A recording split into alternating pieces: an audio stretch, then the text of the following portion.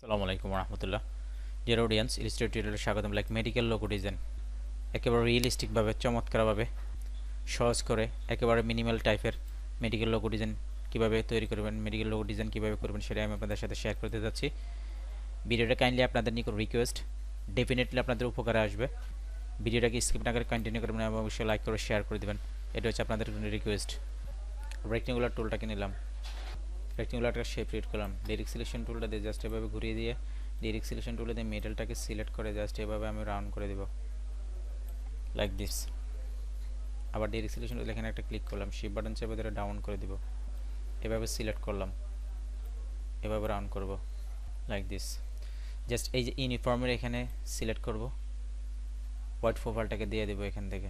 এই যে হোয়াইট প্রোফাইলটাকে আমি দিয়ে দিলাম, দিয়ে দেওয়ার পর জাস্ট দেখেন একটা সাইড আমার চিকন হয়ে গেল। এখানে মাউসের রাইট ক্লিক করব, ট্রান্সফর্ম থেকে রিফ্লেক্ট করে দেবো, বিপরীত পাশে ঘুরে যাবে। ট্রান্সফর্ম, রিফ্লেক্ট, এক্সপ্যান্ড এফিরিয়েন্স, সিলেক্ট করে কালারটাকে দিয়ে দিলাম। আবার রেক্টেঙ্গুলার টুলটাকে নিলাম, ডাইরেক্ট সিলেকশন টুল দিয়ে সিলেক্ট করে জাস্ট এভাবে রান করে দেব, জাস্ট এভাবে ঘুরিয়ে দিলাম।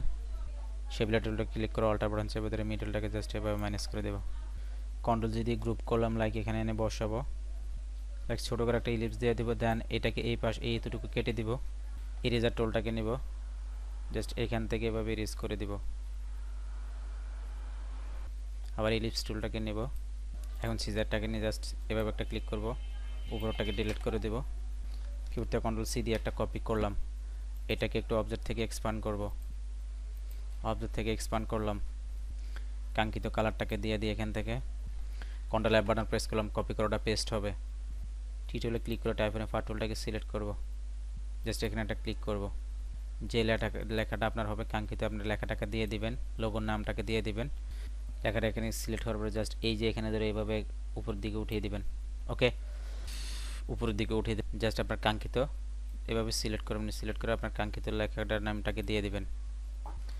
ভিডিওটা শেষ করব। আল্লাহ হাফেজ।